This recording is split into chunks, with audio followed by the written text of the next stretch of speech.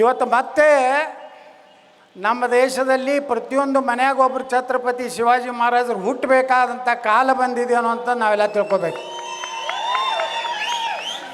ಅವತ್ತೊಬ್ಬ ಕವಿ ಹೇಳ್ತಾನೆ, ಅವರು ಸೂಕ್ಷ್ಮ ಹೇಳಿದ್ರು ನಾ ಪೂರ್ತಿ ಹೇಳ್ತೇನೆ. काशी कला जाती मथुरा मस्जिद होती अगर शिवाजी ना होता तो सबका होती सुन्नत ಅಂತ ಹೇಳ್ತಾರೆ. ಇವತ್ತು ನಾವೆಲ್ಲ ಇಟ್ಟು ಸುರಕ್ಷಿತವಾಗಿ ಕೇಸರಿ ಧ್ವಜ ಕೇಸರಿ ಶಾಲ್ ಹಾಕ್ಕೊಂಡು ಕುಂಕುಮ ಹಚ್ಕೊಂಡು ಕೇಸರಿ ಹಚ್ಕೊಂಡು ಸ್ವಾಭಿಮಾನದಿಂದ ಬದುಕಲಿಕ್ಕೆ ಸಾಧ್ಯ ಆಗಿದ್ದು ಛತ್ರಪತಿ ಶಿವಾಜಿ ಮಹಾರಾಜರು, ಛತ್ರಪತಿ ಸಂಭಾಜಿ ಮಹಾರಾಜರು, ಮಹಾರಾಣಾ ಪ್ರತಾಪರು, ನಮ್ಮ ಪೃಥ್ವಿರಾಜ್ ಚವ್ಹಾಣರು, ಅಹಿಲ್ಯಾಬಾಯಿ ಹೋಳ್ಕರ್ ಒಬ್ಬ ಹೆಣ್ಣು ಮಗಳು, ಸುಮಾರು 3,500 ದೇವಸ್ಥಾನಗಳನ್ನು ಪುನರ್ ನಿರ್ಮಾಣ ಮಾಡಿದಂಥ ಝಾನ್ಸಿ ರಾಣಿ ಲಕ್ಷ್ಮೀಬಾಯಿ, ವೀರರಾಣಿ ಕಿತ್ತೂರು ಚೆನ್ನಮ್ಮ, ಸುರಪುರದ ದೊರೆಗಳು, ಎಷ್ಟು ಸಮುದಾಯದ ಅವ್ರು ಮಾಡಿದಂಥ ಆದರ್ಶ, ಅವ್ರು ಮಾಡಿದಂಥ ತ್ಯಾಗ ಬಲಿದಾನದಿಂದ ಇವತ್ತು ಭಾರತದಲ್ಲಿ ನಾವು ಹಿಂದೂಗಳಾಗಿ ಉಳಿಲಿಕ್ಕೆ ಸಾಧ್ಯ ಆಗಿದೆ. ಇಲ್ಲಕಂದ್ರೆ ಹಿಂದೂ ಸಮಾಜ ಉಳಿಲಿಕ್ಕೇ ಸಾಧ್ಯ ಇರಲಿಲ್ಲ. ಶಿವಾಜಿ ಮಹಾರಾಜರು ಹುಟ್ಟದೇ ಇದ್ದರೆ ಬಹುಶಃ ಮೊಘಲರ ಸಂತತಿ ನಾಶ ಮಾಡಿದಂಥ ಕೀರ್ತಿ ಯಾರ್ಯಾರಿಗೂ ಸಿಗ್ತಿದ್ರೆ ಅದು ಛತ್ರಪತಿ ಶಿವಾಜಿ ಮಹಾರಾಜರಿಗೆ. ನಮ್ಮ ಪುಸ್ತಕದಾಗ ಇವು ಯಾವೂ ಕಲಿಸಲಿಲ್ಲ. ಮಹಾರಾಣಾ ಪ್ರತಾಪರ ಬಗ್ಗೆ ಹೇಳಿಲ್ಲ. ಯಾವ ಪೃಥ್ವಿರಾಜ್ ಚವ್ಹಾಣ್ 17 ಸಲ ಯಾರೋ ಮೊಹಮ್ಮದ್ ಗೋರಿ ಸೋಲಿಸಿದ್ರು. ಆದರೆ 18ನೇ ಸಲ ನಮ್ಮಲ್ಲಿ ಇರ್ತಾರಲ್ಲ ನಮ್ಮ ಅಣ್ಣ ತಮ್ಮರೇ, ಮತ್ತಾರೂ ಅಲ್ಲ, ಸ್ವತಃ ಅವ್ರ ತಮ್ಮನೇ ಮೊಹಮ್ಮದ್ ಗೋರಿ ಜೋಡೆ ಅಡ್ಜಸ್ಟ್ ಆಗಿಬಿಟ್ಟ. ಅಡ್ಜಸ್ಟ್ ಎಲ್ಲ ಕಡೆ ಆಗ್ಲಕತ್ತೈತಿ. ಈಗ ನೋಡ್ತಿರಲ್ಲ ಅಡ್ಜಸ್ಟ್ ಎಲ್ಲ ಕಡೆ. ಈ ಅಡ್ಜಸ್ಟ್ ಈಗಿಂದಿಲ್ಲ. ಅವಾಗೂ ಇದ್ರು ಪೃಥ್ವಿರಾಜ್ ಚವ್ಹಾಣ್ ಅವ್ರನ್ನ ಮೊಹಮ್ಮದ್ ಗೋರಿ ಎದುರಿಗೆ ಬಂದ. ಅವರ ತಮ್ಮ ಹಿಂದಿಂದ ಯುದ್ಧ ಮಾಡ್ದ. ಪಾಪ ಪೃಥ್ವಿರಾಜ್ ಚವ್ಹಾಣ್ ಅವ್ರಿಗೆ ಕೊನೆಗೆ ಸೋಲಾಯಿತು. ಮೊಹಮ್ಮದ್ ಗೋರಿ ಪೃಥ್ವಿರಾಜ್ ಚವ್ಹಾಣ್ ಅವ್ರಿಗೆ ಕಬ್ಬಿಣದ ಇದ್ರದಿಂದ ಕಣ್ಣುಗಳನ್ನು ತೆಗೆದ. ಪೃಥ್ವಿರಾಜ್ ಚವ್ಹಾಣ್ ಎಷ್ಟು ಶೂರ ಪರಾಕ್ರಮಿ ಇದ್ರಂದ್ರೆ ಕಣ್ಣಿಲ್ಲಾರ್ದಾಗೂ ಸಹ ಅವರೊಬ್ಬ ಗೆಳೆಯ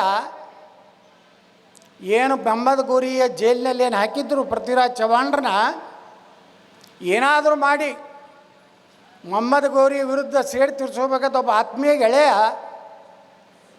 ಒಂದೇನೋ ಒಂದು ವೇಷದಲ್ಲಿ ಬಂದು ಆ ಮೊಹಮ್ಮದ್ ಗೋರಿ ಮನಸ್ಸು ಒಲಿಸಿ ಈ ಪೃಥ್ವಿರಾಜ ಚವ್ಹಾಣರ ಶೌರ್ಯದ ಬಗ್ಗೆ, ಅವರು ಎಷ್ಟು ಕಣ್ಣು ಹೋದ ಮ್ಯಾಗೂ ಅವ್ರ ಎಲ್ಲಿ ಏನೂ ಇರಲಿಕ್ಕಿಲ್ಲ, ಅದನ್ನು ನೀವು ನೋಡ್ಬೋದು ಅಂತೇಳಿ ಒಂದು ರೀತಿ ಆ ಮೊಹಮ್ಮದ್ ಗೋರಿಯನ್ನು ಒಪ್ಪಿಸಿ ಯಾವ ಕಣ್ಣು ಹೋದಂಥ ಪೃಥ್ವಿರಾಜ್ ಚವ್ಹಾಣ್ರನ್ನ ಮೈದಾನಕ್ಕೆ ತೊಗೊಂಡು ಬಂದು ಮೊಹಮ್ಮದ್ ಗೋರಿಯನ್ನು ಹೊಡೆದಂಥ ಮೊಹಮ್ಮದ್ ಗೋರಿಯನ್ನು ಕಣ್ಣು ಇರ್ಲಿಕ್ಕಂದ್ರೂ ಪೃಥ್ವಿರಾಜ್ ಚವ್ಹಾಣ್ರು ತಮ್ಮ ಬಿಲ್ಲು ಬಾಣದಿಂದ ಮೊಹಮ್ಮದ್ ಗೋರಿ ಎದೆಗೆ ಹೊಡೆದು ಸಾಯಿಸಿದಂಥ ಶೂರ ಭಾರತದಲ್ಲಿ ಯಾರಾದರೂ ಇದ್ದಾರೆ ಪೃಥ್ವಿರಾಜ್ ಚವ್ಹಾಣ್ ಅನ್ನೋಂಥದ್ದು ನಮಗೆ ಇತಿಹಾಸ ಗೊತ್ತಿಲ್ಲ.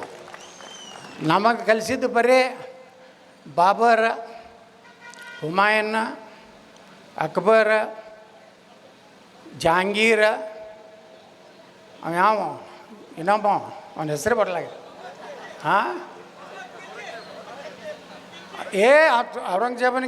ಔರಂಗಜೇಬನ ಅಪ್ಪ ಯಾರವ ತಾಜ್ ಮಹಲ್ ಕಟ್ಟದಾರಲ್ಲ,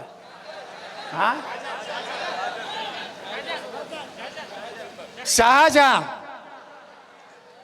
ಪ್ರೇಮಕ್ಕಾಗಿ ತಾಜ್ ಮಹಲ್ ಕಟ್ಟದ. ವಾರೆ ಮಕ್ಕಳೇ ಇವ್ರು ಬರೆದ್ರೆ ನಮ್ಮ ಇತಿಹಾಸ ಬರೆದ್ರಿ. ಈ ಸ್ವಾತಂತ್ರ್ಯ ಸಿಕ್ಕ ಮ್ಯಾಗ ಏನು ಶಿಕ್ಷಣ ಏನು ಸಿಕ್ತಲ್ಲ ಇವ್ರ ಕೈಯಾಗ, ಕಮ್ಯುನಿಸ್ಟ್ರ ಕೈಯಾಗ ಸಿಕ್ಬಿಡ್ತು ಭಾರತದ ಶಿಕ್ಷಣ. ಯಾರು ಅವಾಗ ಭಾರತದ ಶಿಕ್ಷಣ ಮಂತ್ರಿ ಯಾರು?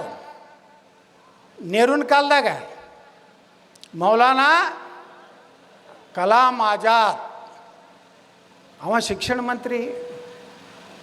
NCERT ಅವ್ರ ಕೈಯಾಗ. ಘನವಂತನಾದ ಅಕ್ಬರ್ ದೀನ್ ಎ ಇಲಾಹಿ ಧರ್ಮವನ್ನು ಸ್ಥಾಪನೆ ಮಾಡ್ದ, ಸಮಾನತೆಯಿಂದ ನೋಡಿಕೊಂಡ. ಇದೆಲ್ಲ ಬೋಗಸ್ಸು, ಫೇಕು, ನಾಲಾಯಕರು ಬರೆದಂಥ ಪುಸ್ತಕಗಳು. ಎಷ್ಟು ಹಿಂದೂಗಳ ಕೊಲೆ ಆಯಿತು ಅನ್ನೋದ್ರ ಬಗ್ಗೆ ಹೇಳಿಲ್ಲ. ಮಹಾರಾಣಾ ಪ್ರತಾಪರ ಇತಿಹಾಸವನ್ನು ಹೇಳ್ತಾರೆ. ಮಹಾರಾಣಾ ಪ್ರತಾಪ್ರ ಹೆಸರು ತಗೊಂಡ್ರೆ ಅಕ್ಬರಿಗೆ ಒಂದಕ್ಕೆ ಬರ್ತಿದ್ದು ಅಂತ. ಎಷ್ಟು ಭಯ ಇರ್ಬೇಕು ಇವನಿಗೆ ಅಕ್ಬರ್ಗೆ. ಅದು ನಮಗೇನು ಕಲಿಸಿದ್ರು? ಘನವಂತನಾದ ಅಕ್ಬರ್. ಪ್ರೇಮಕ್ಕಾಗಿ ತಾಜಮಹಲ ಕಟ್ಟಿದಂಥ ಶಹಾಜಹಾನ್. ಶಹಾಜಹಾನ್ ಹೊಡೆದವ್ರು ಯಾರು ಗುರ್ತೈತನ? ಔರಂಗಜೇಬ. ಅವ್ರ ಅಣ್ಣತಮ್ಮರು ದಾರಾ, ಸೂಜಾ, ಮುರಾದ, 3 ಮಂದಿ ಅಣ್ಣತಮ್ಮರಿದ್ದರು. ಅವರು 3 ಮಂದಿನ ಕಲಾಸ ಮಾಡೋದು. ಅವ್ರ ಅಪ್ಪಗೆ ಶಹಾಜಹಾನ್ಗೆ ಜೈಲಿಗೆ ಹಾಕದ. ಅವಾಗ ಆ ಶಹಾಜಹಾನ್ ಹೇಳ್ತಾನ, ಮಗನೇ ನಾನು ಬ್ಯಾಸಿಗೆ ಐತಿ, ಸ್ವಲ್ಪ ನೀರು ಹೆಚ್ಚಿಕೊಡಪ್ಪ, ನೀರಿನ ಭಾಳ ಅವಶ್ಯ ಐತಿ ನನಗೆ, ನೀರೇ ಹೆಚ್ಚಿಕೊಡು ಅಂಥದ್ದು ಮಾಡಂದ್ರೆ ಔರಂಗಜೇಬ ಇಷ್ಟೇ ಅದ ಮಗನೇ, ಇಟ್ಟೇ ಕುಡಿದು ಇರ್ಬೇಕಂತ ಹೇಳ್ದ. ಅವಾಗ ಶಹಾಜಹಾನ್ ಹೇಳ್ತಾನ, ನೋಡಪ್ಪ ಹಿಂದೂ ಧರ್ಮದಾಗ ಸತ್ತ ಮ್ಯಾಗನು ಪಿತೃಪಕ್ಷ ಮಾಡಿ ತಂದೆ ತಾಯಿ ಪೂರ್ವಜರಿಗೆ ನೀರು ಆಹಾರ ಕೊಡುವಂಥ ಪದ್ಧತಿ ಅದಕ್ಕಿಂತ ಕೀಳೋದಿಲ್ಲ ಅಂತ ಹೇಳಿ ಅವ್ರ ಮಗ ಹೇಳ್ತಾನೆ ಔರಂಗಜೇಬಕ್ಕೆ. ಇದು ಯಾರೂ ನಮ್ಗೆ ಕಲಿಸಲಿಲ್ಲ. ನಮ್ಮ ಸೈನ್ಯದ ಬಗ್ಗೆ, ನಮ್ಮ ಸೈನ್ಯದ ವಿಚಾರ ಬಗ್ಗೆ ಯಾರೂ ಕಲಿಸಲಿಲ್ಲ. ಇವತ್ತು ವಿಯೆಟ್ನಾಮ್ 75ರಾಗ ಅಮೇರಿಕ ಜೋಡ ಒಂದು ಯುದ್ಧ ಆಯಿತು. 1975ರಾಗ ವಿಯೆಟ್ನಾಮ್ ಅಂದ್ರೆ ಸಣ್ಣ ರಾಷ್ಟ್ರ, ಅದು ಪಾಕಿಸ್ತಾನಕ್ಕಿಂತ ಸಣ್ಣದು. ಅಮೇರಿಕಾದವ್ರು ಅಟ್ಯಾಕ್ ಮಾಡಿದ್ರು. 1.5 ಲಕ್ಷ ಸೈನಿಕರು ತೊಗೊಂಡು ಯುದ್ಧ ಮಾಡಿ 48,000 ವಿಯೆಟ್ನಾಮ್ ಸೈನಿಕರು ಸತ್ರು ಸಹ ಅವ್ರ ಮ್ಯಾಗೇನು ಹೆಲಿಕಾಪ್ಟರ್ ಅಡ್ಡಾಡ್ತಿದ್ದಲ್ಲ ಅಮೇರಿಕದ್ದು, ಒಂದು ಹೆಲಿಕಾಪ್ಟರ್ನ ಬಿಡಲಿಲ್ಲ, ಎಲ್ಲನೂ ತಳಗೆ ಉಳಿಸಿ ಮಣ್ಣಾಗಿಟ್ರು. ಯಾರಿಗೆದ್ರು ಗೊತ್ತೈತೇನೆ? ಅದು 75ರ ಯುದ್ಧದಲ್ಲಿ ವಿಯೆಟ್ನಾಮ್ ಗೆದ್ದು ಅಮೇರಿಕ ವಾಪಸ್ ಸೋತು ಹೊರಗೆ ಹೋಗ್ಬೇಕಾಯ್ತು. ಅವಾಗ ಅಲ್ಲಿ ಪ್ರಧಾನಮಂತ್ರಿಗೆ ಒಬ್ಬ ಪತ್ರಕರ್ತ ಕೇಳ್ತಾನೆ, ನೀವು ಇಷ್ಟು ಸಣ್ಣ ರಾಷ್ಟ್ರ ಇದ್ದು ಅಮೇರಿಕವನ್ನು ಹೆಂಗೆ ಸೋಲಿಸಿದ್ರಿ ಅಂತ ಆ ಪ್ರಶ್ನೆ ಮಾಡಿದಾಗ ಆ ಪ್ರಧಾನಮಂತ್ರಿ ಹೇಳ್ತಾನೆ, ಅವರು ನಮಗೆ ಏನಾದರೂ ಈ ವಿಯೆಟ್ನಾಮಕ್ಕೆ ಒಬ್ಬ ಆದರ್ಶ ಪುರುಷ ಯಾರಪ್ಪ ಅಂದರೆ ಅದು ಛತ್ರಪತಿ ಶಿವಾಜಿ ಮಹಾರಾಜರು. ಗೆರಿಲ್ಲಾ ವಾರ್ ಈಗಾಗಲೇ ಹೇಳಿದ್ರಲ್ಲ, ನಮ್ಮ ಭಾರತೀಯ ನೌಕಾಪಡೆ ಯಾರು ಮಾಡಿದವರು? ಮೊದಲು ಇಂಡಿಯನ್ ನೇವಿ ಸ್ಥಾಪನೆ ಮಾಡಿದವರು ಯಾರು? ಛತ್ರಪತಿ ಶಿವಾಜಿ ಮಹಾರಾಜರು. ಮನ್ನಿತನ ಛತ್ರಪತಿ ಶಿವಾಜಿ ಮಹಾರಾಜರು ಮೂರ್ತಿ ಇರಲಿಲ್ಲ ಇಂಡಿಯನ್ ಆರ್ಮಿಯೊಳಗೆ, ಇಂಡಿಯನ್ ನೇವಿಯೊಳಗೆ. ಪ್ರಧಾನಮಂತ್ರಿ ನರೇಂದ್ರ ಮೋದಿಯವರು ಬಂದ ಮೇಲೆ ಇವತ್ತು ಭಾರತೀಯ ನೇವಿಯ ದೊಡ್ಡ ಕಚೇರಿಯಲ್ಲಿ ಇವತ್ತು ಛತ್ರಪತಿ ಶಿವಾಜಿ ಮಹಾರಾಜರ ಒಂದು ದೊಡ್ಡ ಮೂರ್ತಿಯನ್ನು ಕೊಡ್ಸ್ಯಾರ. ಯಾಕೆ ಕೊಡ್ಸ್ಯಾರ ಗುರ್ತತಾನೋ? ಜಗತ್ತಿನಲ್ಲಿ ಮೊದಲೆಯ ನೌಕಾನೆಲೆಯನ್ನು ಕಂಡು ಹಿಡಿದವರು ಛತ್ರಪತಿ ಶಿವಾಜಿ ಮಹಾರಾಜರಿರ್ತಾರೆ. ಶಿವಾಜಿ ಮಹಾರಾಜರು ಮೊನ್ನೆ ನಾನು ಮಂಗಳೂರಿನ ಕುಂದಾಪುರ ಬಳಿ ಒಂದು ಬಸರೂರು ಗ್ರಾಮಕ್ಕೆ ಹೋಗಿದ್ದೆ. ಅವರು ಬಿಜಾಪುರಕ್ಕೆ ಬಂದಿದ್ದರು. ನಮ್ಮ ಊರಿನಲ್ಲಿ ಶಿವಾಜಿ ಮಹಾರಾಜರ ಒಂದು ನೆನಪು ಮಾಡ್ಕೊತ ಒಂದು ಕಾರ್ಯಕ್ರಮ ಮಾಡ್ತೀವಿ, ಸ್ಮರಣೋತ್ಸವ ಪ್ರತಿ ವರ್ಷ. ನಾವು ಹೋದಾಗ ಹೇಳಿದ್ರು ಅವರು, ಅಲ್ಲಿ ಒಂದು ಸಣ್ಣ ರಾಜ ಇದ್ದ ಶಿವಪ್ಪ ನಾಯಕ್ ಅಂತೇಳಿ ಮಲೆನಾಡಲ್ಲಿ. ಅವಾಗ ಈ ಪೋರ್ಚುಗೀಸರು ಭಾಳ ದಬ್ಬಾಳಿಕೆ ಮಾಡ್ತಾಯಿದ್ರು, ನಮ್ಮ ಭಾರತೀಯರ ಮೇಲೆ ದಬ್ಬಾಳಿಕೆ ಮಾಡ್ತಾಯಿದ್ರು. ಅವಾಗ ಶಿವಾಜಿ ಮಹಾರಾಜರ ಬಳಿ ಹೋಗಿ ಇಡೀ ಅಲ್ಲಿ ಜನ ಹೋಗಿ ಕೈ ಮುಗಿದು ಕೇಳ್ತಾರೆ ಶಿವಾಜಿ ಮಹಾರಾಜರಿಗೆ, ನಮಗೆ ಭಾಳ ದಬ್ಬಾಳಿಕೆ ಅನ್ಯಾಯ ಆಗ್ತಾಯಿದೆ, ನಿಮ್ಮ ಸಹಕಾರ ಬೇಕಂದಾಗ ಶಿವಾಜಿ ಮಹಾರಾಜರು ಸುಮಾರು 2 ದೊಡ್ಡ ಹಡಗುಗಳನ್ನು, ಸಣ್ಣ 40 ಹಡಗುಗಳನ್ನು ತಗೊಂಡು ಬೆಳಗ್ಗೆ 3:30-4 ಗಂಟೆಗೆ ಅಟ್ಯಾಕ್ ಮಾಡ್ತಾರೆ ಪೋರ್ಚುಗೀಸರ ಕ್ಯಾಂಪ್ ಮೇಲೆ. ಅವ್ರನ್ನೆಲ್ಲ ಸಂಪೂರ್ಣ ಹೊಡೆದು ಅಲ್ಲಿನ ಹಿಂದೂಗಳಿಗೆ ರಕ್ಷಣೆ ಕೊಟ್ಟಂಥವ್ರು ಛತ್ರಪತಿ ಶಿವಾಜಿ ಮಹಾರಾಜರು ಅಂತೇಳಿ ಇವತ್ತು ಕರಾವಳಿಯಲ್ಲಿ ಇವತ್ತು ಶಿವಾಜಿ ಮಹಾರಾಜರನ್ನ ಪ್ರತಿ ವರ್ಷ ನೆನಪು ಮಾಡ್ಕೋತಾರೆ. ಶಿವಾಜಿ ಮಹಾರಾಜರು ಒಬ್ಬ ಹಿರಿಯ ಸಾಹಿತಿಗಳು ಹೇಳ್ತಾರೆ, ಶಿವಾಜಿ ಮಹಾರಾಜರು ಯುಗಾವತಾರ, ಯುಗಕ್ಕೊಬ್ಬ ಅವತಾರ ಪುರುಷ ಹುಟ್ಟುತ್ತಾನೆ ಅನ್ನೋದಕ್ಕೆ ಶಿವಾಜಿ ಮಹಾರಾಜರು. ಶಿವಾಜಿ ಮಹಾರಾಜರು ಹುಟ್ಟದೇ ಇದ್ದರೆ ಕ್ಷತ್ರಿಯರು ಈ ದೇಶದಲ್ಲಿ ಇರ್ದಿದ್ರೆ ನಾವು ಯಾರೂ ಇರ್ತಿರಲಿಲ್ಲ, ಎಲ್ಲರೂ ಸಾಬರಾಗಿರ್ತಿದ್ದೀವಿ. ಯಾರ ಹೆಸರು ಇವತ್ತಿನ ಒರಿಜಿನಲ್ ಹೆಸರು ಇರ್ತಿದ್ದಿಲ್ಲ. ಇವತ್ತೇನು ಕ್ಷತ್ರಿಯ ಸಮಾಜ ಬಗ್ಗೆ ಹೇಳಿದ್ರಲ್ಲ, ಅವರು ಸಂಘಟನೆ ಮಾಡ್ತಾ ಇರುವಂಥದ್ದು ಇವತ್ತು ನಮ್ಮ ಕಾರ್ಯಕ್ರಮದಲ್ಲಿ ಕೆಲವೊಂದು ಬೇಡಿಕೆಗಳನ್ನು ಇಟ್ಟರು. ನಮಗೂ ಅಲ್ಪಸಂಖ್ಯಾತ ಸೌಲಭ್ಯಗಳು ಸಿಗಬೇಕು.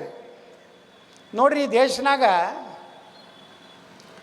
ಬಹುಸಂಖ್ಯಾತರು ನಾವು ಹಿಂದೂಗಳನ್ನೆಲ್ಲ ಭಾಗ ಮಾಡಿದ್ರೆ ನಾವು ಎಲ್ಲರೂ ಅಲ್ಪಸಂಖ್ಯಾತರೇ. ಈ ದೇಶನಾಗ ಒಂದೇ ಒಂದು ಬಹುಸಂಖ್ಯಾತ ಸಮಾಜ ಯಾವುದೈತಪ್ಪ? 15% ಇರೋರು ಯಾರು? ಅವರೇ. ನಾವು 1%, 2%, 3%. ಯಾಕಂದ್ರೆ ನಮ್ಮೆಲ್ಲ ಜಾತಿ ಒಳಗೆ ಮರಾಠರು ಬೇರೆ, ರಜಪೂತರು ಬೇರೆ, ಬಂಜಾರ ಬೇರೆ, ದಲಿತರು ಬೇರೆ, ಲೆಫ್ಟ್ ಬೇರೆ, ರೈಟ್ ಬೇರೆ, ಅದರ್ಸ್ ಬೇರೆ, ಲಿಂಗಾಯತರು ಬೇರೆ, ಪಂಚಮ ಸಾಲಾರು ಬೇರೆ, ಬಣಿಜ್ಗರು ಬೇರೆ, ಆದಿ ಬಣಿಜ್ಗರು ಬೇರೆ, ಬ್ರಾಹ್ಮಣರೊಳಗೆ 4-5 ಜಾತಿ ಹಿಡಿದ್ರೆ ಯಾರೂ ಇವತ್ತು ಒಂದಾಗುವಂಥ ಸ್ಥಿತಿಯೊಳಗಿಲ್ಲಾರ್ದಕ್ಕೇನಾಗಿದೆ, ಈ ದೇಶದಲ್ಲಿ ನಮಗೆ ಸೌಲಭ್ಯಗಳು ಸಿಗ್ತಾ ಇಲ್ಲ, ನಮಗೆ ಗೌರವ ಸಿಗ್ತಾ ಇಲ್ಲ. ಒಂದು ಮಾರಾಟ ನಿಗಮ ಮಾಡಬೇಕಾದ್ರೆ ಬೆಳಗಾವಿಯಲ್ಲಿ ನಾನು ಮಾತಾಡಿದೆ. ಮಾರಾಟ ನಿಗಮ ಅರ್ಧಂಬರ್ಧ ಮಾಡಿ ಇಟ್ಟಿದ್ರು.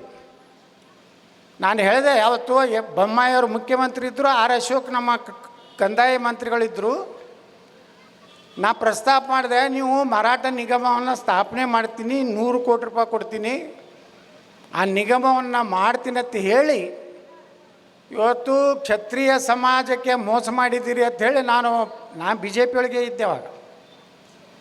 ನಾವು ನ್ಯಾಯ ಅನ್ಯಾಯ ಬದಲಾಗ ನಾವು ಯಾವ ಪಾರ್ಟಿಗೆ ನೋಡೋದಿಲ್ಲ, ನಮ್ದು ಹಾಗೆ ಡೈರೆಕ್ಟ್ ಫೈಟಿಗೆ ಇರ್ತದೆ. ಆವಾಗ ಇಲ್ಲಿ ಕೆಲವೊಂದು ಮಂದಿ ಅದಾರ ಈ ರಾಜ್ಯದಾಗ ಕನ್ನಡ ಪ್ರೇಮಿಗಳತ್ತವ್ರು. ಮರಾಠಿ ಅಂದ್ರೆ ಅವ್ರಿಗೆ ಬೆಂಕಿ, ಹಿಂದಿ ಅಂದ್ರೆ ಬೆಂಕಿ, ಉರ್ದು ಅಂದರೆ ಹಮ್ ತುಮ್ ಬಾಯಿ. ಒಬ್ಬರ ಮಕ್ಕಳು ಮಾತಾಡ್ತಾರೆ ಉರ್ದು ಬಗ್ಗೆ. ಇವತ್ತು ಪೊಲೀಸ್ ರೈಲ್ವೆ ಸ್ಟೇಷನ್, ನಿಮ್ಮ ಕಲ್ಯಾಣ ಕರ್ನಾಟಕದಾಗ ರೈಲ್ವೆ ಸ್ಟೇಷನ್ ಮ್ಯಾಗ ಎಲ್ಲ ಹೋದಾವ, ಅದನ್ನು ತೆಗಿಯತ್ತೆ ಯಾರು ಮಾತಾಡ್ತಾರೆ. ಮರಾಠಿ ಬೋರ್ಡ್ ಇರಬಾರ್ದು, ಹಿಂದಿ ಬೋರ್ಡ್ ಇರಬಾರ್ದು. ಈ ದೇಶನಾಗ 3 ಭಾಷೆಯನ್ನು ನಾವು ಒಪ್ಪಿದ್ದಲ್ಲ, ನೆಹರು ಒಪ್ಪಿದ್ದು. ಹಿಂದಿ ರಾಷ್ಟ್ರಭಾಷೆ, ಇಂಗ್ಲೀಷು ಅಂತಾರಾಷ್ಟ್ರೀಯ ಭಾಷೆ, ನಾವು ಮಾತಾಡುವಂಥ ಭಾಷೆ ಮಾತೃಭಾಷೆ. 3 ತ್ರಿಭಾಷಾ ಸೂತ್ರ ಕಂಡುಹಿಡಿದವರು ಅವರೇ. ನಿನ್ನೆ ನಮ್ಮ ಶಿಕ್ಷಣ ಮಂತ್ರಿ ಹೇಳ್ತಾನೆ ಹಿಂದಿ ನಾವು ತೆಗೆದೀವಿ ಅಂಥೇಳಿ. ಆದ್ರೆ ಅಲ್ಪಸಂಖ್ಯಾತರ ಅಂಗನವಾಡಿಯಲ್ಲಿ ಉರ್ದು ಮಾತಾಡೋರಿಗೆ ಮಾತ್ರ ನೇಮಕಾತಿ. ಮೊನ್ನೆ ಬಜೆಟ್ ಆಯಿತು, ನೀವು ಆ ಬಜೆಟ್ ನೋಡಿಬಿಟ್ರೆ ಏನು ಈ ರಾಜ್ಯದಾಗ ಹಿಂದೂಗಳು ಅದಾರೋ ಇಲ್ಲೋ, ಏನು ಬರೀ ಅವರೇ ಅಟ್ಟೆ ಓಟ್ ಹಾಕ್ತಾರೋ. ಮಂಡ್ಯದು ನಾನು ನಿಮ್ಗೆ ಹೇಳ್ತೀನಿ ಎಷ್ಟು ಸ್ಕೀಮ್ಗಳು ತೆಗೆದ್ರು ಮುಸ್ಲಿಂ ಕಾಲನಿಗೆ 1,000 ಕೋಟಿ ನಿಧಿ, ಇಮಾಮರಿಗೆ 6,000 ರೂಪಾಯಿ ತಿಂಗಳ. ಅಲ್ಲಿ ಕಲಿಸೋದೆಲ್ಲ ದೇಶದ್ರೋಹಿಗಳ ಕೆಲಸನೇ, ಪಾಕಿಸ್ತಾನ ಪರವಾಗಿನೇ ಕಲಿಸೋದು. ಅವ್ರಿಗೆ ತಿಂಗಳ 6,000 ರೂಪಾಯಿ. ಬಡ ಮುಸ್ಲಿಮರಿಗೆ 50,000 ರೂಪಾಯಿ ಲಗ್ನ ಕೊಡ್ತಾ ಇರ್ತಾರೆ. ವಿದೇಶಕ್ಕೆ ಅವ್ರು ಕಲೀಲಕ್ಕೆ ಹೋದ್ರೆ 30 ಲಕ್ಷ ರೂಪಾಯಿ ಕೊಡ್ತಾ ಇರ್ತಾರೆ. ಅಲ್ಲಿ ವಿದೇಶಕ್ಕೆ ಹೋಗಿ ಪಾಕಿಸ್ತಾನ ಜಿಂದಾಬಾದ್ ಅಂದು ಅಲ್ಲಿ ಕಲ್ತು ಬರ್ತಾರೆ. ಆ ಮಕ್ಕಳಿಗೆ 30 ಲಕ್ಷ ರೂಪಾಯಿ ಇವ್ರು ಕೊಡೋರು. ವಕಫ್ ಆಸ್ತಿ ಎಲ್ಲ ಹೊಯ್ಕೋತೋಗೈತಿ. ಈಗ ಸುಪ್ರೀಂ ಕೋರ್ಟ್ ಹೇಳೈತಿ. ಆದರೂ ನಿನ್ನೆ ಗೋಕಾಕದಾಗ 750 ಆಸ್ತಿ ಮತ್ತು ವಕಫ್ದವ್ರು ನೋಟಿಸ್ ಕೊಟ್ಟಾರೆ, ತಿಂಡಿ ಅವ್ರದ್ದು. ಸುಪ್ರೀಂ ಕೋರ್ಟ್ ಹೇಳಿದ ಮ್ಯಾಗೂ ನೋಟಿಸ್ ಕೊಡ್ಲಾಕತ್ತಾರಂದ್ರೆ ಎಷ್ಟು ತಿಂಡಿ ಈ ರಾಜ್ಯದವ್ರದ್ದು ಇರಬೇಕು. ಮುಸ್ಲಿಮರು ಹೆಚ್ಚಿರುವ ಪ್ರದೇಶಗಳಲ್ಲಿ ITI, ಉಳುಕಿದವರು ಏನು ITI ಕಲಿಬಾರ್ದ? ಆಜಾದ್ ಸ್ಕೂಲುಗಳಿಗೆ PUCವರೆಗೆ ಮುಂದುವರಿಕೆ. ಇದೊಂದು ಬಜೆಟ್. ಇದು 100 ಉರ್ದು ಶಾಲೆ, ಇನ್ನೂ ಆಜಾದ್ ಶಾಲೆ ಉರ್ದು ಕಲಿಸ್ತಾ ಇರ್ತೀನಿ. ಹಿಂದಿ ಕಲಿತ್ರೆ ಬೇನೆ ಆಗ್ತೈತಿ. ಕನ್ನಡ ಹೋರಾಟಗಾರರು ಅವ್ರು ನಾಪತ್ತೆ ಆಗಿಬಿಟ್ಟಾರೆ, ಎಲ್ಲದಾರೋ ಏನೋ. ಮುಸ್ಲಿಂ ಯುವಕರಿಗೆ ಸ್ಟಾರ್ಟಪ್ ಮಾಡ್ಲಿಕ್ಕೆ 3 ಲಕ್ಷ ರೂಪಾಯಿ. ಮದ್ರಸಾಗಳಿಗೆ ಕಂಪ್ಯೂಟರ್, ಅಲ್ಲೇನು ಕಲಿಸ್ತಾರೆ ಮದ್ರಸಾದಾಗ? ಬರೀ ನಮ್ಮ ದೇಶದಾಗ ಬಾಂಬ್ ಹಾಕ್ರಿ, ಲವ್ ಜಿಹಾದ್ ಮಾಡಿರಿ. ಆದಷ್ಟು ಬೇಗನೆ 2047ಕ್ಕೆ ಭಾರತವನ್ನು ಇಸ್ಲಾಂ ರಾಷ್ಟ್ರ ಮಾಡಿ ಕಲಿಸೋರಿಗೆ ಎದೇನೋ ಕಂಪ್ಯೂಟರ್ ಆನ್ಲೈನ್ದಾಗೆಲ್ಲ ಬಾಂಬ್ ತಯಾರು ಮಾಡೋದು ಎಲ್ಲ ಕಲಿಬೇಕಲ್ಲ ಮಕ್ಕಳು. ಅದಕ್ಕೆ ಪಾಪ ನಮ್ಮ ಸಿದ್ದರಾಮಯ್ಯನವರು ಅವರಿಗೆ ಕಂಪ್ಯೂಟರ್ ಕೊಡ್ಲಾಕತ್ತಾರೆ. ಅಲ್ಲಿ ಮುಸ್ಲಿಂ ಮಕ್ಕಳಿಗೆ ವೃತ್ತಿಪರ ತರಬೇತಿ ಶಿಬಿರ. ಇನ್ನೊಂದು ನೋಡ್ರಿ ಎಷ್ಟು ದುರ್ದೈವತ್ತಂದರೆ, ಜಮೀರ್ ಅಹ್ಮದ್ ಖಾನು ಅಲ್ಪಸಂಖ್ಯಾತ ಇಲಾಖೆಯಿಂದ 1,000 ಮುಸ್ಲಿಂ ಯುವಕರಿಗೆ PSI ಟ್ರೈನಿಂಗ್ ತರಬೇತಿ. ನೀವು ವಿಚಾರ ಮಾಡಿರಿ, 1,000 PSIಗಳನ್ನು ತಯಾರು ಮಾಡಿದ್ರೆ ಒಂದೊಂದು ಪೊಲೀಸ್ ಸ್ಟೇಷನ್ದಾಗ ಅವ್ರು ಬಂದು ಕೂತ್ರೆ ನಿಮ್ಮ ಪರಿಸ್ಥಿತಿ ಏನಾಗ್ತದೆ? ಹಾಂ, KPSC ಅಂತೂ ರೊಕ್ಕದ ಮ್ಯಾಗ ಆಗ್ತದೆ ನೌಕರಿ. ಈಗೇನು PSI ಹಗರಣ ಆಯ್ತಲ್ಲ ಈಗ ರಾಜ್ಯದಾಗ. ನಾಳೆ ಅವ್ರೇನು ಕ್ವಶನ್ ಪೇಪರ್ ಔಟ್ ಮಾಡ್ತಾರೆ, 1000 ಮಂದಿ PSI ಸೆಲೆಕ್ಷನ್ ಆಗ್ತದೆ. ಪೊಲೀಸ್ ಠಾಣೆ ತುಂಬ ಎಲ್ಲ ಗಡ್ಡ ಅವೇ ಕಾಣಿಸ್ತಾರೆ ನಿಮ್ಗೆ ಓದ್ಕೊಳ್ಳಿ. ಬೆಂಗಳೂರು ಹಜ್ ಶಾಲೆಗೆ ಹೊಸ ಭವನ, ಹಜ್ ಭವನಕ್ಕೆ ಹೊಸ ಕಟ್ಟಡ. ನಿಮ್ಮ ರೊಕ್ಕದಲ್ಲೇ ಹೋಗ್ರಿ ಬಾ ಮಕ್ಕಳೇ, ನಮ್ಮ ರೊಕ್ಕದಲ್ಲಿ ಯಾಕೆ? ಹಿಂದೂಗಳ ರೊಕ್ಕದಲ್ಲೇ ಯಾಕೆ ಹೋಗ್ತೀರಿ ನೀವು? ಓ ಹರಾಮ್ ಹೇ, ಹಮ್ ಕ್ಯಾ ಕಾಫಿರ್ ಹೈ, हमारा पैसा तुम लेके हज को गए तो वो हराम हो जाएगा, अल्लाह तुमको बच नहीं पाएगा, प्यार नहीं होगा. ನೋಡ್ರಿ, ಈ ರೀತಿ ನಡೆದದು. ನೀವು ಒಬ್ಬರಿಗೆ ಕೇಳ್ತೀರ, ಅವನು ಪ್ರಶ್ನೆ ಮಾಡಬೇಕಲ್ಲ. ಇಷ್ಟೆಲ್ಲ ನೀವು ಸ್ಕೀಮ್ ಕೊಟ್ರಿ, ಇವತ್ತು ಹಿಂದುಳಿದವ್ರಿಗೆ ಏನು ಕೊಟ್ರಪ್ಪ, ದಲಿತರಿಗೆ ಏನು ಕೊಟ್ರಪ್ಪ, ಅವ್ರಿಗೇನು PSI ಸೆಲೆಕ್ಷನ್ ಸಲುವಾಗಿ ಟ್ರೈನಿಂಗ್ ಕೊಟ್ರೆ, ಅವ್ರಿಗೇನು ನಿರುದ್ಯೋಗ ದಲಿತ ಮಕ್ಕಳಿಗೆ ಇವತ್ತು 3 ಲಕ್ಷ ರೂಪಾಯಿ ಕೊಟ್ಟರೆ, CBSE ಸ್ಕೂಲ್ ಮಾಡ್ತಾರೆ 100, ಅವ್ರು ಅಷ್ಟೇ ಮಂದಿ ಕಲಿಬೇಕತ್ತೆ. ಯಾವುದೇ ಒಂದು ಹಾಸ್ಟೆಲ್ ಮಾಡಿದ್ರೆ ಎಲ್ಲ ಮಕ್ಕಳು ಒಂದೇ ಹಾಸ್ಟೆಲ್ನಾಗ ಇರುವಂಥದ್ದು ನೀವು ಸಮಾನತೆ ತಂದ್ರೆ ಅವ್ರನ್ನ ಸಪ್ರೇಟ್ ಇಟ್ಟು ಅವ್ರ ಓಟು ನೋಡಿರಿ. ದಾವಣಗೆರೆಗೆ ಹೆಂಗೆ ಆಟ ಆಡಿದ್ರು ಅವ್ರು. 60-70 ಸಾವಿರ ಅದಾರ ಅಂದ್ರೆ ಹಮ್ಕೋ ಚಾಹಿಯೇ ಹಮಾರ ಹೇ. ಬಿಜಾಪುರನಾಗ ಹಾಗೆ ನಾನು ಮತಕ್ಷೇತ್ರದಾಗ 126 ಅದಾರ ಅವ್ರು. ನಾವು 160 ಬಿಜಾಪುರದಾಗ 286 ಅಟ್ಟಿದ್ರೂ ನಾ ಆರಿಸಿ ಬರ್ತೀನಿ. ನಮ್ಮಲ್ಲಿ ಎಲ್ಲ ಹಿಂದೂ ಒಂದೇ, ನೀವೆಲ್ಲ ಒಂದಾಗಿಬಿಡ್ರಿ. ನೀವು ಸಮಸ್ತ ಹಿಂದೂಗಳು ಒಂದಾಗ್ರಿ. ಕ್ಷತ್ರಿಯರು, ದಲಿತರು, ಹಿಂದುಳಿದವರು ಅವ್ರು ಓಟೇ ಬೇಕಾಗಿಲ್ಲ. ನಮ್ಮ ಓಟ್ ಮ್ಯಾಗೇ ನಾವು ಗಟ್ಟಿಯಾಗಿ ಆರಿಸ್ಬಾರ್ದು. ನಾನು ಆರಿಸಿ ಬರ್ತಿಲ್ಲ, ನಾನೇ ಉದಾಹರಣೆ ಇದೀನಿ. ನಾವು ಅವ್ರು ಓಟೇ ಬಿಡೋದಿಲ್ಲಪ್ಪ.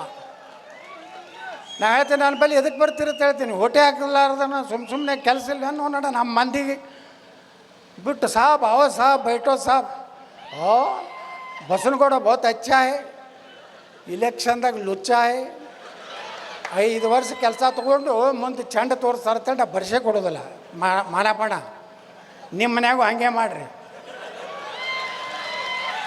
ಯಾಕಂದರೆ ಬಂಧುಗಳೇ, ನಾವು ಒಂದಾಗಲಿಕ್ಕೆ ಅಂದ್ರೆ ಅವತ್ತು ಶಿವಾಜಿ ಮಹಾರಾಜರ ಹೋರಾಟ ಇವತ್ತು ಯಾಕೆ ಆದಷ್ಟು ಇವು ನೋಡ್ರಿ. ಇವತ್ತು ಇಡೀ ದೇಶದಾಗ ಶಿವಾಜಿ ಮಹಾರಾಜರು ಮೊದಲು ಮಹಾರಾಷ್ಟ್ರದಾಗ ಅಷ್ಟೇ ಇತ್ತು.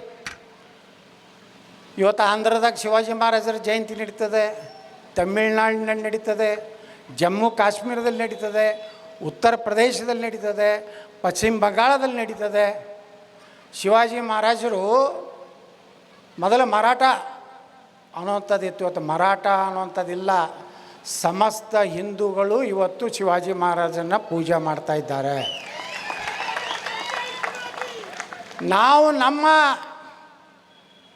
ದೇಶದ ಸಲುವಾಗಿ ಹೋರಾಟ ಮಾಡಿದಂಥ ಅನೇಕ ಪುಣ್ಯಾತ್ಮರು ಇವತ್ತು ಬಾಬಾ ಸಾಹೇಬ್ ಅಂಬೇಡ್ಕರ್ ಅವರು ನಾವು ಹೆಂಗೆ ಒಂದು ಶಿವಾಜಿ ಮಹಾರಾಜರನ್ನ ಇವತ್ತು ಹೆಂಗೆ ನಾವು ಅವ್ರನ್ನ ಪೂಜೆ ಮಾಡ್ತೀವಿ, ಇವತ್ತು ಅಂಬೇಡ್ಕರ್ ಅವ್ರನ್ನೂ ಪೂಜೆ ಮಾಡಬೇಕು ನಾವು. ಆ ಪುಣ್ಯಾತ್ಮ ಸತ್ಯವನ್ನೇ ಹೇಳಿದ್ರು. ಅಂಬೇಡ್ಕರ್ ಅವರಿಗೆ ಶಿಕ್ಷಣವನ್ನು ವಿದೇಶಕ್ಕೆ ಹೋಗಲಿಕ್ಕೆ ಹಣ ಕೊಟ್ಟು ಅವ್ರನ್ನ ಇಂಗ್ಲೆಂಡಿಗೆ ಕಳಿಸಿದಂಥ ಮನೆತನ ಯಾವುದಪ್ಪ ಅಂದರೆ ಛತ್ರಪತಿ ಶಿವಾಜಿ ಮಹಾರಾಜರ ವಂಶದವರೇ ಅಂಬೇಡ್ಕರ್ ಅವ್ರನ್ನ ಶಿಕ್ಷಣ. ಶಾಹು ಮಹಾರಾಜರು ಇರ್ತಿದ್ರು, ಕೋಲ್ಹಾಪುರದ ಶಾಹು ಮಹಾರಾಜರು.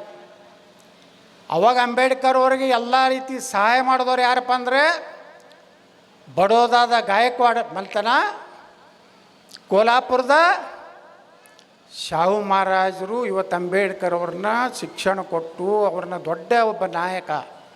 ಬಹುಶಃ ನಮ್ಮ ದೇಶದಲ್ಲಿ ಮೊದಲು ಪರಿಶಿಷ್ಟ ಜಾತಿ ಪರಿಶಿಷ್ಟ ಜನಾಂಗದ ಹಾಸ್ಟೆಲ್ ಮಾಡಿದಂಥ 2 ಮಹಾರಾಜರು, ಒಂದು ಕೋಲ್ಹಾಪುರ ಮಹಾರಾಜರು, ಒಂದು ಮೈಸೂರು ಮಹಾರಾಜರು. ಇವೆರಡು ಮೈಸೂರು ಮಹಾರಾಜರು ಅವಾಗ ಮೀಸಲಾತಿ ಕೊಟ್ಟವರು ಮೈಸೂರು ಮಹಾರಾಜರು. ಅಂಬೇಡ್ಕರ್ ಅವರು ಹೇಳ್ತಾರೆ, ನಮ್ಮ ದೇಶ ಏನಾದರೂ ಶಾಂತಿ ಸುರಕ್ಷಿತ ಇರಬೇಕಾದ್ರೆ ಇಲ್ಲಿ ನೆಮ್ಮದಿಯಿಂದ ಹಿಂದೂಗಳು ಜೀವನ ಮಾಡಬೇಕಾದ್ರೆ ದ ಪಾರ್ಟಿಷನ್ ಆರ್ ಪಾಕಿಸ್ತಾನ್ ಅಂತೇಳಿ ಒಂದು ಪುಸ್ತಕ ಬರೆದಾರೆ ಅಂಬೇಡ್ಕರ್. ಇದನ್ನು ಯಾಕೆ ಒತ್ತಿ ಹೇಳ್ತೀನಿ ಅಂದರೆ ಅಂಬೇಡ್ಕರ್ ಎಷ್ಟು ಕ್ಲಿಯರ್ ಇದ್ರಂದರೆ ಅವ್ರು ಹೇಳ್ತಾರೆ ಗಾಂಧಿಗೆ ಮಿಸ್ಟರ್ ಗಾಂಧಿ, ಅವ್ರು ಮಿಸ್ಟರ್ ಗಾಂಧಿನೇ ಎತ್ತಿದ್ರು. ಅವ್ರೇನು ಮಹಾತ್ಮ ರಾಷ್ಟ್ರಪಿತ ಸುಡಗಾಡಿ ಏನೋ ಎತ್ತಿದಿಲ್ಲ. ಅವ್ರು ಸೀದಾ ಅಂಬೇಡ್ಕರ್ ಅವ್ರು ಮಿಸ್ಟರ್ ಗಾಂಧಿ, ನಿನಗೇನರೇ 2 ರಾಷ್ಟ್ರ ಮಾಡಿ ನೀನು ನೆಹರು ನಮ್ಮ ಪ್ರಧಾನಮಂತ್ರಿ ಮಾಡೋದು ಏನಾರೇ ನಿಂದು ತಲೆಯಾಗಿತ್ತಂದರೆ ಅದಕ್ಕೆ ನಂದು ವಿರೋಧ ಇದೆ. ಯಾಕಂಡೆ ಇಡು ನೋಡೋಣ ಅವ್ರು ಯಾರು ಏನು ಮಾಡ್ತಾರೆ ನೋಡೋಣ ಅಂತೇಳಿದ್ರು. ಒಂದು ವೇಳೆ ನೀನು 2 ದ್ವಿರಾಷ್ಟ್ರ ಮಾಡುವಂಥ ಚಿಂತನೆ ನೀ ಏನಾದರೂ ಮಾಡಿದರೆ ಭಾರತದಲ್ಲಿರುವಂಥ ಕೊನೆಯ ಮುಸಲ್ಮಾನ ಪಾಕಿಸ್ತಾನಕ್ಕೆ ಹೋಗಬೇಕು. ಇದು ಯಾರು ಹೇಳಿದ್ದು? ವಾಜಪೇಯಿ ಅವರಲ್ಲ, ಅದ್ವಾನಿ ಅವರಲ್ಲ, ನರೇಂದ್ರ ಮೋದಿಯವರಲ್ಲ. ಯಾರು ಹೇಳಿದ್ದು? ಬಾಬಾ ಸಾಹೇಬರು ಹೇಳಿದರು. ಅಲ್ಲಿ ಪಾಕಿಸ್ತಾನದಲ್ಲಿರುವಂಥ ಕೊನೆ ಹಿಂದೂ ಭಾರತಕ್ಕೆ ಬರಬೇಕು. ಅದು ಆದಮ್ಯಾಗ 2 ರಾಷ್ಟ್ರ ಮಾಡ್ರಿ ಅಂತ ಹೇಳಿದವರು ಒಬ್ಬರೇ ಒಬ್ಬ ರಾಷ್ಟ್ರದ ಪುರುಷ ಯಾರಪ್ಪ ಅಂದರೆ ಭಾರತ ರತ್ನ ಡಾಕ್ಟರ್ ಬಾಬಾ ಸಾಹೇಬ್ ಅಂಬೇಡ್ಕರ್. ಮುಂದವ್ರು ಹೇಳ್ತಾರೆ, ಇವ್ರು ಎಂದೂ ಶಾಂತಿಯಿಂದ ಇರೋದಿಲ್ಲ, ಇವರು ದಾಂಧಲಿ ಮಾಡ್ಕೋತಿರೋರು, ಇವ್ರಿಗೆ ಎಂದೂ ದೇಶ ನಿಷ್ಠೆ ಇಲ್ಲ, ರಾಷ್ಟ್ರಭಕ್ತಿ ಇಲ್ಲ. ಯಾರು? ಅಂಬೇಡ್ಕರ್ ಹೇಳ್ತಾರೆ. ಇಸ್ಲಾಮದಲ್ಲಿ ಸಹೋದರತ್ವ ಭಾವನೆ ಇಲ್ಲ, ಅವ್ರು ಎಂದೂ ನಮ್ಮ ರಾಷ್ಟ್ರ ಅನ್ನೋದಿಲ್ಲ, ಅವರು ತಮ್ಮ ಧರ್ಮವನ್ನೇ ಶ್ರೇಷ್ಠ ಅಂತಾರೆ ಅಂತೇಳಿ ಅಂಬೇಡ್ಕರ್ ಅವಾಗ ಹೇಳಿದ್ರು ಬಂಧುಗಳೇ.